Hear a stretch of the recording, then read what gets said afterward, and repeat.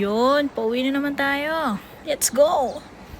Sana hindi ako nag-iisa. Kasabay ko nga pala yung mga colleagues ko dyan. Wow! Sana all hindi nag-iisa. Charot. Uh-oh. Oh, alam niyo na mga guys. Pagka-uwi nga lang pala, ay naglinis na agad ako at nag-vacuum din eh. Ay, ba't ba nagkagarne? At nagkagayaon. Usually, garne nga palang ginagawa namin mag-asawa kapag kami ay nasa bahay na. Wow! Siya nga pala mga guys ay makakwento ko lamang. Ang asawa ko nga pala ang madalas na nagluluto sa aming dalawa. Dahil talagang siya ang may alam ng bawat lutuin. Ewan ko ba't hindi ako natutong magluto. Marunong naman ako pero nahihiya lang din talaga akong magluto para sa kanya. Uy!